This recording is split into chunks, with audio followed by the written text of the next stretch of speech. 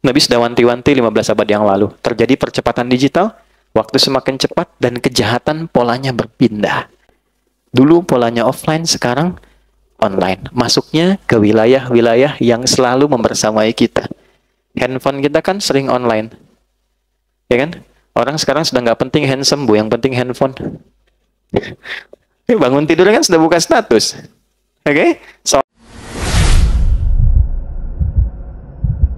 saking pentingnya ini, kebahagiaan ini, dan saking berbahayanya judi ini, maka seakan-akan kita ditempatkan oleh Allah sebagai objek yang diajak bicara.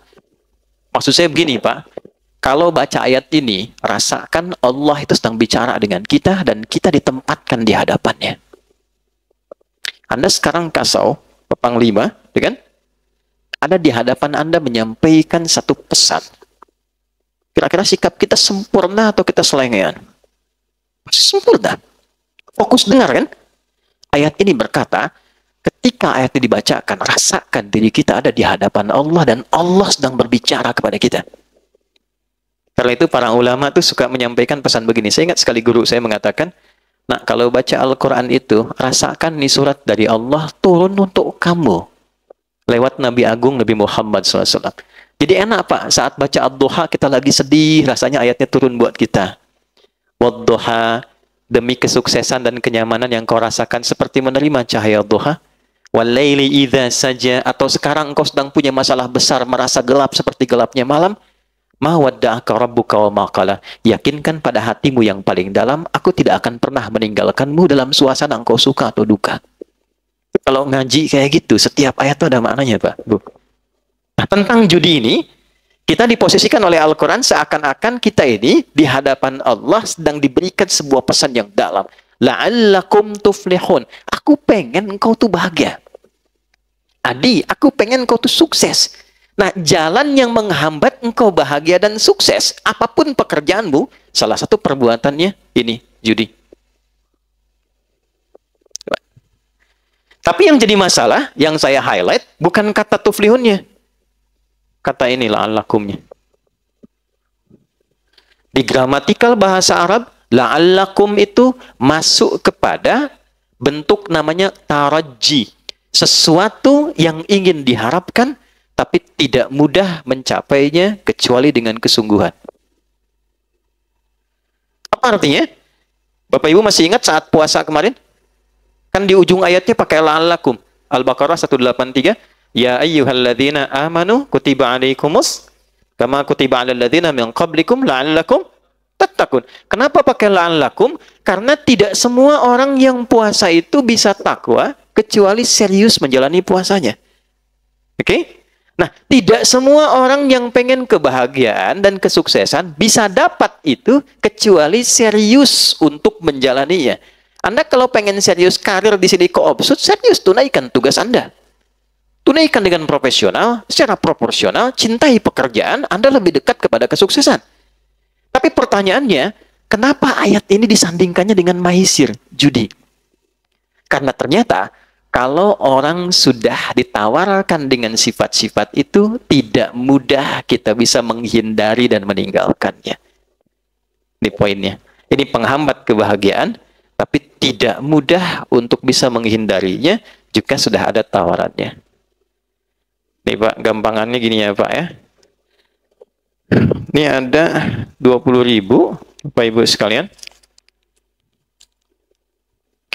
Simpan sini. Ada peluang Anda dapat 20 juta. Dengan 20.000. Ada peluang dapat 20 juta. Kira-kira nih, kalau ada orang mengatakan demikian saat ini, Pak, Bapak simpan aja nih 20.000 Pak. Ada peluang. Walaupun peluangnya 2/10. Dari 10 itu ada 2% Pak, ada di situ. Tapi mungkin Bapak yang dapat. Cuma 20.000 kok nggak ada apa-apanya. Bapak taruh 20.000, dapat 20 juta. Kalau Anda tiba-tiba punya 20.000 di kantong itu, ditawarkan 20 juta dengan tawaran tadi, pilihannya, saya tanyakan, Anda simpan 20.000 itu untuk bertaruh? Atau Anda tinggalkan itu?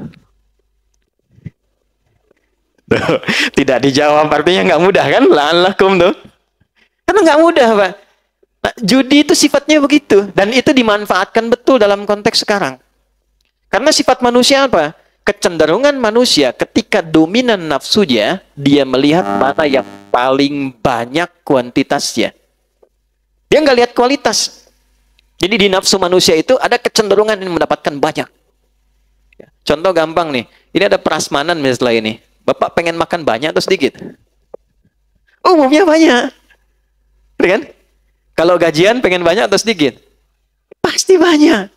Kalau bonus pengen banyak atau sedikit?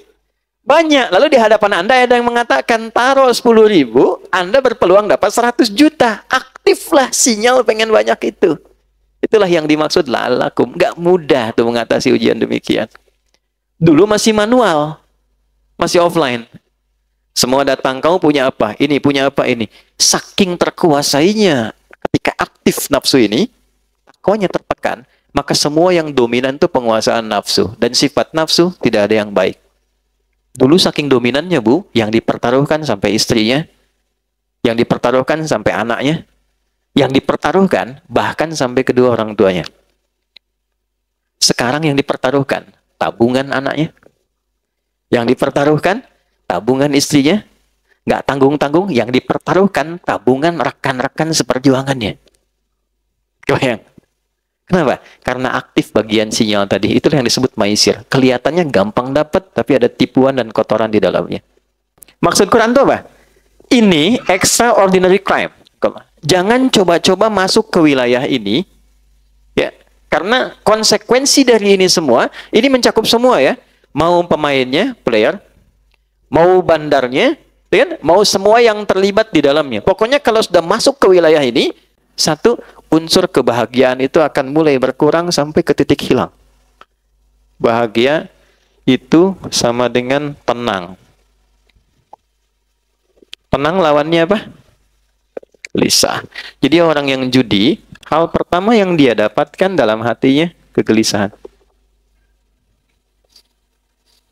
Kalau nggak percaya, silahkan cek orang-orang yang masuk ke lingkup judi, kemudian edik di dalamnya, dan dia mulai kena yang pertama gelisah, lalu masuk mempertaruhkan yang ada, perhatikan karirnya bagaimana. Itu yang kemarin, 800 sekian juta. Lihat dampaknya kepada karirnya. Selesai. Pengabdiannya tidak dilihat. Pertaruhan nyawanya sebagai abdi negara. Selesai semua, Pak. Dia berhenti dalam keadaan tidak terhormat dan melekat status pada dirinya sepanjang hidup seorang penjudi. Judi yang dulu offline, sekarang masuk online. Ini, Pak. Di situasi kita sekarang. Nabi sudah wanti-wanti 15 abad yang lalu. Terjadi percepatan digital, waktu semakin cepat, dan kejahatan polanya berpindah. Dulu polanya offline, sekarang online. Masuknya ke wilayah-wilayah yang selalu membersamai kita. Handphone kita kan sering online. Ya kan?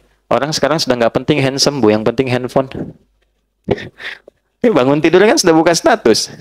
Oke? Sholat baru salam sudah buka status. Nah sekarang dari semua yang dibuka itu sudah masuk ke dalam situ semua unsur-unsur ini. Ini sulit dikendalikan. Tahun 2007, ini perempuan juga di Amerika. Ada seorang perempuan, dia menganalisis. Melihat setiap negara dengan bonus demografi tinggi. Kan? Dan tapi saking cerdasnya orang ini, cuma kecerdasannya ditempatkan pada sisi yang negatif. Saking cerdasnya, dia melihat negara yang di tempat itu judi tidak menjadi legal. Nggak dilegalkan, nggak dilokalisasi. Singapura, legal. Ada lokalisasinya. Oke? Macau jangan ditanya. Amerika punya Las Vegas. Malaysia punya Genting. Ya kan? Semua lokalisasi. Saya tanya, di Indonesia legal nggak? Hah? Tidak kan? Ilegal kan? Hukum positifnya kan nggak ada memperbolehkan. Jelas kalau pasal 303, ya kan? Hukumannya jelas dari 8 tahun sampai 10 tahun, kan? Walaupun di situ ada kalimat kecuali yang dibenarkan oleh hukum atau pemerintah. Tapi kan pemerintah kita tidak. Artinya apa? Dia dipandang ilegal. Dia tidak legal. Perhatikan baik-baik. Maka orang ini membuat sebuah sistem dan melihat bagaimana memanfaatkan bonus demografi di satu tempat yang judinya itu tidak memiliki legalitas, dan kecenderungan manfaat masyarakatnya itu senang dengan handphone. Dan dia temukan kesimpulan bagaimana membuat sebuah sistem judi yang polanya khusus masuk ke wilayah ini, yang bisa dikendalikan dari jauh karena online. Jadi bikin dari luar, Pak. Bikinnya dari luar, tapi nanti pengguna-penggunanya IP-nya bisa ada di dalam. Ya, yang diberikan gampang. Dia nggak bikin yang besar-besar. Yang besar sudah ada. Roulette, yang kasino. Ya, orang-orang ini mainnya nggak di tempat kayak gitu. Kalangan-kalangan yang tidak ke Las Vegas, tidak ke Macau dan sebagainya. Difasilitasi pada satu bagian perangkat yang dia bawa dalam hidupnya terus. Masuk di kantongnya. Sholat bawa handphone. Mau tidur sampingnya handphone. Kamar mandi cek status, simpen sebentar gitu. Nggak jauh dari itu. Maka dia masuk dengan sistem kecil. Bukan sistem yang besar. Dan ini operator-operator yang mengambil dari sistem itu. Dan seperti multi-level marketing. Kalau ngambil Anda bayar. Anda ngambil sistem saya, Anda bayar ke saya, store sekian dalam sebulan. Itu mereka pun sama semua mengatakan bahwa yang jadi incaran tuh tempat-tempat seperti kita ini Indonesia. Makanya sekarang kalau Bapak lihat pergerakan dari para penjudi, mereka semua sepakat mengatakan itu pasar terbesar di dunia sekarang untuk bisa mereka rasakan kenikmatannya dalam judi online di Indonesia. Pak, yang disasar cuman 10.000, 5.000. Kelihatannya nggak banyak. Bikinkan slotnya, tuh, 2, 3, 4 slot. Kita, apapun namanya. Apapun namanya. Dia bikin dulu polanya, semacam judi slot. Ya, Pak? Dikasih slot, tapi ditempatkan dalam bentuk pola seperti game. Anda beli, diatur gamenya, dikasih ID-nya, dikasih sekian durasinya, berapa Anda deposit di situ. Taruh dah 10.000, taruh 500.000, taruh 5.000, ya. Tapi yang ditampilkan apa? Dengan Anda menyimpan 5.000, peluang Anda mendapatkan 10 juta misalnya. Withdraw, WD.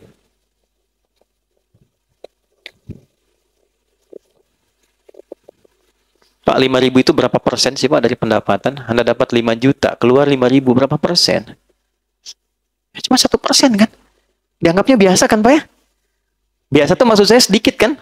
Gampang kan? Gampang keluarin. Maisir, gampang. Maisir yang dianggap ringan, receh. Ah receh 5.000 ini. Kalaupun hilang nggak apa-apa.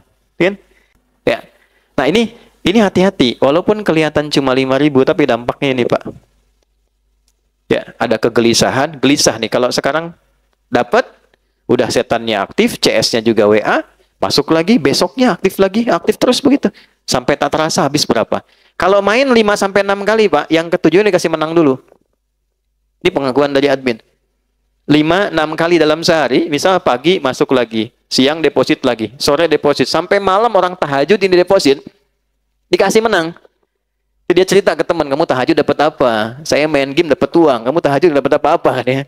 Itu bisa begitu. 7 kali dikasih sekali, nanti besoknya dipertaruhkan yang dia dapat semalamnya itu. Selesai. Makanya di dunia orang-orang judi, pengakuan bandar sampai sekarang, orang paling bodoh itu orang yang ikutan slot katanya. Kenapa? 10 orang ikut. Naruh masing-masing 1 juta. Misal. Jadi berapa? 10 juta. Diputar Pak, uang ini begitu masuk, ini kan peluangnya itu kan paling sampai 10-20%. Artinya 1 orang sampai 2 orang sekali putaran itu ya. Begitu masuk, bandar judi itu udah ngambil Pak, Ibu, diambil sama dia tuh minimal itu 70-80% ya. Jadi kalau Bapak naruh 10 orang ini, naruh uang masing-masing 1 juta, ini sama dengan ngasih ke bandar. Bandar nih kasih, sama bandar diambil 8 juta, yang dia putar 2 juta. Ini 2 juta itu dia kembalikan ke 10 orang ini, supaya diputar, supaya mereka saling berbagi untuk dapat. Dikasih harapan, nanti kalau nggak dapat, naruh lagi aja, siapa tahu Anda. Itu sama dengan kalau kita masih bisa berpikir, mana ada Pak, orang ngasih ke situ cuma buat dikasih, 10 masuk, kita suruh perebutin 2 juta. Itulah slot. Nggak ada satupun orang ikut judi itu bisa jadi kaya. Itu mustahil. Karena judi itu bukan tempat sodakoh, Pak.